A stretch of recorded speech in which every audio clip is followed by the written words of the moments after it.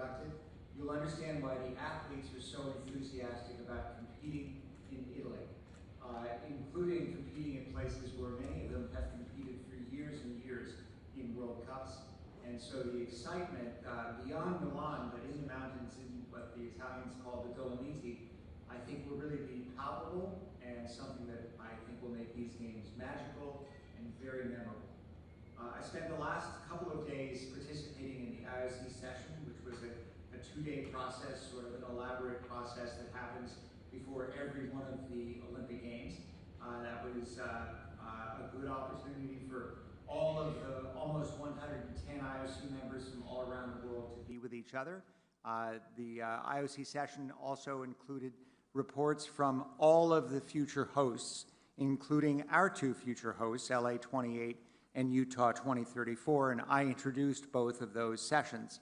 And one of the things that I wanted to make sure I did, and we did through both the presentations by the hosts, was to remind my fellow IOC members from around the world that in a period when there's a lot of geopolitical turmoil and lots of questions about how long-term relationships are valued or not valued in the international environment, that all of us in the United States who work on the Olympic and Paralympic Games and all the efforts around it are a community who have been in this and our predecessors behind us for well over a century.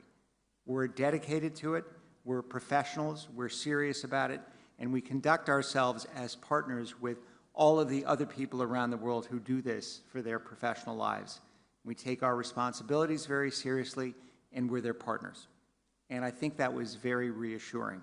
I think the United States is very important to the future of the Olympic movement and the Paralympic movement. We're not just the most valuable commercial country. The investment we make in the quality of our teams, the freedom we give our athletes to experience the greatest opportunity to compete on the world's biggest and most important athletic stage makes us unique. And not unique in that others don't do it, but nobody does it with the same intensity and commitment that the United States of America does. And we try to conduct ourselves with respect and humility when we're dealing with the entire world, because that's the appropriate way to behave when we're in the Olympic and Paralympic movement. That message and that tone is something that we feel Team USA really needs to provide to the world. That's how we want to conduct ourselves on the world stage. And so we're very committed to that, and I'm quite proud to be part of that effort with my colleagues up here and honestly all of Team USA. So it's the thing that gives us great excitement and pride, and honestly, we have to step back and recognize how important this is to the entire world and the role that we play in order to really gather the full impact of this opportunity. So thank you again. Okay, thanks, Gene. Thanks, Sarah. I also want to thank and applaud the Milano Cortina Organizing Committee. They've been gracious hosts. It's an exceptional sport culture here in Italy, and we're really proud to be a part of it. As I mentioned before, we have 232 athletes who will be competing. It'll be our largest team in our history. And so we're excited about seeing athletes compete. And we have a robust team with veterans, household names. We have 99 returning Olympians, 33 returning medalists. We also have a lot of newcomers and ones that will make their name for themselves here at the Games. We've made significant progress in winter sport over the last quad, and we're seeing that. We had over 100 World Cup medalists this last season across all disciplines in sports. So we're now seeing across Team USA the depth and breadth of the team has grown over the last 4 years. Part of that is because of our really strong relationships with our national federations. We've collaborated closely with them. I'd say that it's unprecedented in the amount of collaboration and work that we've done and that they've done together. And we're seeing that really work. They're sharing knowledge, they're sharing information, and we're seeing that help Team USA across all sports and all disciplines. I do want to give a special shout out to what we call the team behind the team, the U.S. Olympic and Paralympic Committee staff. We work year-round to support Team USA to help make sure that athletes are set up for success in competition and also in their well-being and off the field of play. It's something we take great pride in, and so our staff is here, ready to operate at a high level, and we feel like it's a competitive advantage for Team USA. So I'm thrilled to be here, honored to be the chef de mission here in Milano Cortina, and thank you everyone for being here. Hi everyone, my name is Nicole, responsible for Security and Athlete Services. I just wanted to share that our top priority is ensuring that Team USA athletes are safe, feel supported, and have a really good games experience. So I do want to say thank you and send a shout out to Miko 26, also our Italian law enforcement counterparts and Department of State diplomatic security that have been helping us plan for the games for over 2 to 3 years now. More importantly, the athletes feel safe and they feel confident, and we're looking forward to opening ceremonies tomorrow. Thank you. Okay, thanks all. So we can open up the room to questions. Please raise your hand. There's mic runners on both sides. We just ask that you identify yourself and your outlet, and we'll hopefully hold follow-ups for a second run. So, Christine Brennan right here in the front.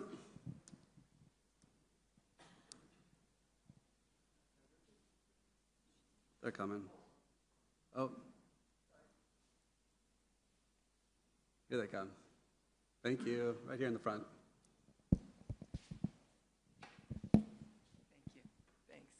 Thank you, John. Thanks to all of you for the time. I'm not sure if this question is for you, Sarah, or Jean, but I know you're focused totally on the Winter Games, obviously, as you've just said, and we all are here too, but we cannot ignore the news and the world around us, and I know you're very closely in collaboration with LA28. And I'm sure you're aware of the news that Chair Casey Wasserman, his emails to Ghislaine Maxwell have been part of the Epstein files. There are now 6, as we've counted them, 6 political officials in LA or in California who have called for Casey Wasserman's resignation. I'm just curious, how concerned are you about this situation? Thank you. Thanks. I'll be happy to take that. And a couple things. First of all, we spent a fair amount of time with the IOC on questions like this about LA28. Casey has also made a statement that reflects the perspective he has on what came to light when the emails were released with the rest of the Epstein file. So, you know, that is out there. We have nothing to add to that. His statement sort of stands on his own. I would say with the question about LA28, I introduced the LA28 team. I live in LA myself. I understand the politics of LA quite well. And I would say that I have more confidence today in LA28's operational capabilities, its leadership, the quality of what it's doing, and how well they've executed than I have at any point in time since I began working with LA28 at its inception in 2015. They've done exceptionally well commercially, as you know, over the past, really ever since the Paris Games. The Paris Games helped light up the sponsorship interest, and they have taken advantage of it. So that's been a tremendous superlative success story so far, and they still have more to run there. The operational team has really done a great job. I think you may have heard they now have somewhere between 600 and 650 people working in downtown Los Angeles. So they moved to downtown. They're in the middle of an area right between a number of venues. They'll have 4,000 people by the time the games happen.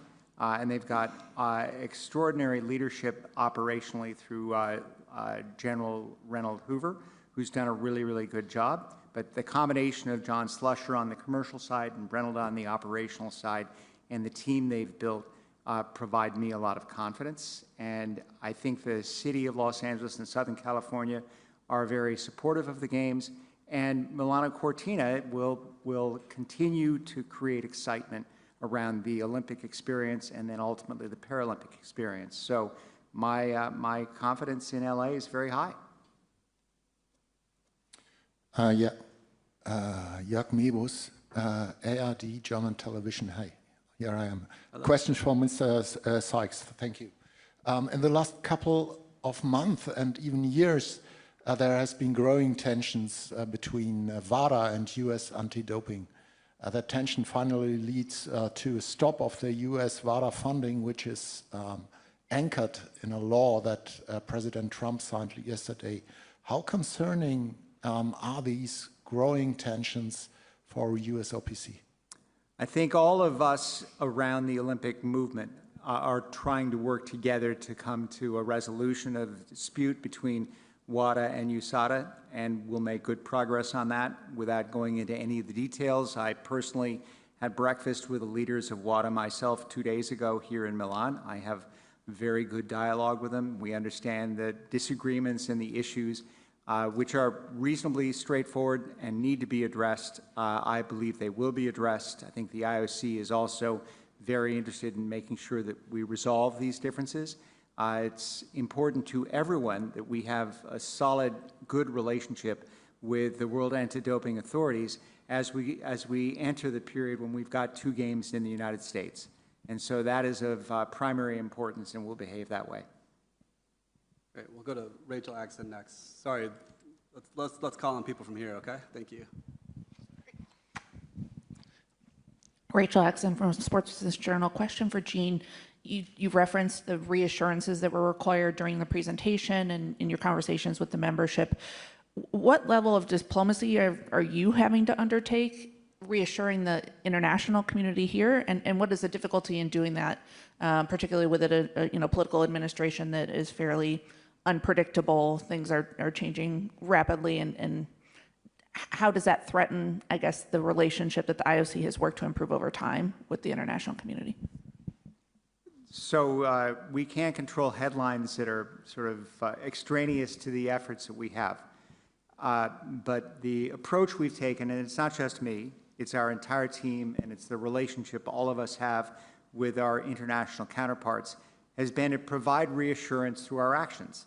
How we behave with all of the people that we interact with from the international movement, how we provide reassurance not by talking to them, but by partnering with them, doing things together, visiting them, having them visit us in the United States. The biggest thing that people are asking about is, can we come to the United States? Will the visa system be okay? And we've actually invested a tremendous amount of effort in understanding how to use the visa system to optimize the opportunity for international visitors for these high-level competitions and qualification events and training experiences to come to the United States and participate in the efforts that they want to do to prepare for our games in 2028. I think you may be aware that there's a system called Visa Link that's been set up. Our offices in Washington, D.C. are combined with LA 28's offices, and we've all been working really closely with the Department of State. And what we wanted all of our international counterparts to understand is, if they come to us, we can help them. Sometimes they'll enter a visa discussion with a visa officer on their own without having come to us first to talk about what's the right way to do it, how do you address questions you might get. So when we interact with them early, things go very, very well. We're getting extraordinarily good support from the U.S. government, and we've got an excellent relationship with the administration. Great, thank you. We'll go to Rory back here.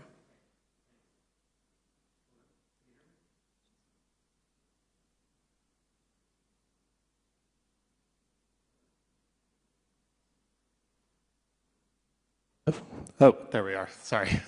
A question from Ms. Deal. You've probably seen in the news also the reaction to Department of Homeland Security having some officers from ICE that are in a consulting capacity here, a small handful of people. I'm just wondering, how much more difficult does that make the job of securing these games and future games when you see public backlash to that? And was there any talk of maybe sending those individuals back to the United States? I just want to be real clear that we do work with Department of State and DSS, and as far as I know, there are no ICE agents that are, well, I could tell you unequivocally, there are no ICE agents that are part of the Team USA delegation on the ground here in Milan, Italy. I am not aware that there are ICE agents here, and I think when it comes to securing major events, a lot of people don't know what are the capacities and the capabilities and the resources that are needed. So there's a lot of misinformation and assumptions that are made, and I think this inaccuracy that ICE is here on the ground securing the games was one of those. So I'm glad we were able to set the record straight and provide on-the-ground truth that ICE is not part of the Team USA delegation. Thank you. Let's go over here to Rick in the corner, right here. Thank you. Thank you. For Sarah and maybe Nicole, Sarah, you'd mentioned the passion and support that, sorry, Rick Mason with the Washington Post. Sarah, you'd mentioned the passion and support that the Team USA has felt from people back home. I'm curious about what you anticipate on the ground here, and do you guys prepare athletes for potential of anti-American sentiment, either at venues, at the Village, or walk around the city? Yeah, you know, it's certainly there's widespread support, and our experience has been that more often than not, those spectators who come to watch Olympic competitions or Paralympic competitions for that matter have an incredible amount of respect and appreciation for what athletes have achieved and the performances that they put on the field of play. So I'll say we don't anticipate there to be a lot of negative energy on or around the field of play. That said, we do a ton of what we call games readiness training and preparation with the delegation as we come into the country, and that is widespread across all kinds of preparation for athletes to ensure that they feel comfortable and they're not walking into an environment that's uncertain, and that they know the resources that are available to them when they find themselves in a situation that is uncomfortable, what to do and who to turn to. So the answer is, while I don't anticipate there to be a negative environment, particularly in venues and on the field of play, that tends to be a very, very positive environment, and we anticipate the same to be true here. But we also we want to be prepared and ensure that athletes feel supported in everything they do, and we've done our job to make sure that that's happened. Great, thank you. We can go right in front of Rick over to Rob. Hi, Rob Harris from Sky News. I just want to ask a technical question, first of all, to you, Nicole, that some people might have been left with the impression that there's nothing to do with ICE here at all. You're just specifically saying they're not to do with the team delegation, but they are believed to be part of the wider US embassy or diplomatic mission here. I can't speak on behalf of the State Department or the embassy. Yeah. And just the broader question, obviously the Olympics is ultimately about the sporting competition. Everyone wants to believe what they can see, and in sporting fairness and integrity. The Katie Eulander story has obviously spread and taken hold. Do you consider your Canadian rivals have been cheating? I'll comment, and I think, you know, we, as you're likely well aware, we've pursued every pathway to get an assessment and judgment on what happened. And I think both the IBSF, as well as now CAS and the Court of Arbitration for Sport, have made decisions, and we respect the process and the decisions. You saw us incredibly supportive of Katie. We did help look for an additional spot. Those efforts were unsuccessful, and we have to respect the process. Great, thanks. There was a question here. Are you still hoping to ask a question? Did you want a question? Yeah? Okay.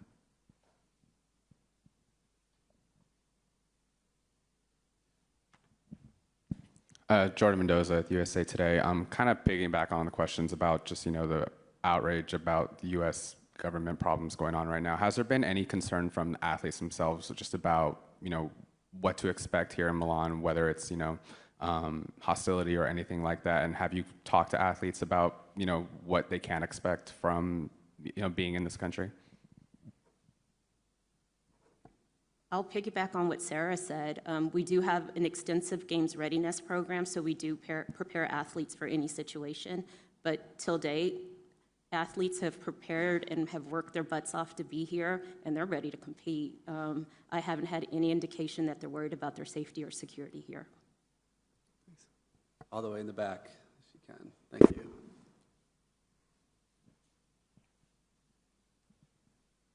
Thank you. This might be for Nicole. This is Angelique Martinez from Nexstar Media Group. I'm not sure if you heard about the protest that's expected to happen today around the Duomo with the torch being delivered. Are there any specific plans for safety and security when it comes to that?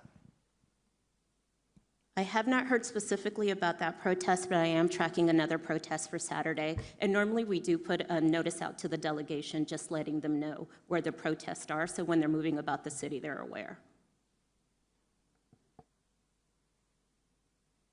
Okay, right here in the front. Duke. Duke Noonan with the LA Times. Gene, I wanted to follow up on the visa link thing. I know 2 days ago, whenever that IOC session was, there were some questions about like fans getting visas as well. I know the visa link is to help expedite for athletes and things like that. And I know LA 28 was very excited about the international interest from fans for ticketing. So what kind of reassurances can you give in terms of making sure that fans can come watch these games as well? You were on. Oh, there we are. Sorry about that. One of the things I said to the session is we expect tremendous fan interest from all around the world for LA 28. We're going to see something of the same experience this summer during the FIFA World Cup. And so the FIFA World Cup helps us experience how to manage that. And FIFA has also worked very, very closely with the U.S. government to try to manage the inflow of fans from other countries. So we'll see real time how well that goes. It helps us to understand all of it because I think we'll see something that looks like the same experience but on a larger scale. So we know what we've invested in to prepare for it, but we're going to have a real-time experience that we can build on. Thank you. We can go right here to Carlos. Yep, right here. Thank you. Thanks. Carlos Groman from Reuters. Just to follow up on that, in the Olympics, we also have hundreds of thousands of families and friends coming along from 206 odd territories. Many of them have restricted travel at the moment in the US, and many of them will not be official delegations or athletes or staff. How will you ensure that these people will come in to watch their families competing, their sons, their daughters competing, or their friends competing? Thank you. Well, thank you for the question, but this is also something we're very prepared for. As I say, we'll see the same thing in the FIFA World Cup, the same experience in many cases. And I believe that the visa system can be managed so that it gives access to people who want to experience the kind of wonderful international experience of LA 28. And we've heard from the very top of the U.S. government how much we, meaning the United States of America, want to be welcoming. And it's not that we just take them at their word. We've also spent an exceedingly significant amount of time already with the State Department and all of the agencies that are responsible for this. So there's a lot of effort being taken to make sure that this will be an experience that everybody in the world feels they want to come to the United States and they'll be accepted here. Okay, I think we have time for maybe one or two more. Right here, Katie in the white. Right, no, a little bit forward. There you go, thank you. Katie McInerney, Boston Globe. Sarah, at the Media Summit in October, you talked extensively about the importance of college athletics. Obviously, looking ahead, LA 2028, summer is even more important than winter when it comes to NCAA stocking the teams up. What's changed since October in terms of your lobbying efforts with this SCORE Act not coming to a vote?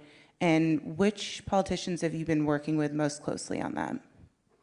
Yeah, good question, and I'll let Rocky build on this as well. He and I both spend an enormous amount of time in this space, and the one comment I would make is you're seeing in our team and delegation here at the Winter Games, about 40% of our athletes who competed collegiately, interestingly, many of them in sports other than the one they're competing in here at the Games. So the overlap and the interplay between summer and winter, those boundaries are gray at best. But the collegiate system in the United States continues to be critically important to the sport ecosystem, both for Team USA, but frankly, for athletes around the world. And so our lobbying efforts, if anything, are stronger and more important and more assertive than they've been. We feel a real sense of urgency that federal legislation is needed and required. We're spending time on both sides, right? The House and the Senate. In particular, the Senate Commerce Committee has jurisdiction over this, and we're spending a lot of time with both Senator Cruz and Senator Cantwell and their respective committee members to have real conversations about how we bring both sides to the center and try to align on legislation that can actually start to create some stability for the future of this. And I can't stress enough the urgency we feel in that. Rocky, do you want to follow anything? Okay. No? Okay. All right, well, I think we're actually at the top of the hour, so I think we're going to have to end here. They've asked us to be pretty tight with timing, so thanks to you for being here. Thanks to the panelists for their time today. And we'll see you soon. Have a great games, everybody. Thanks, everybody.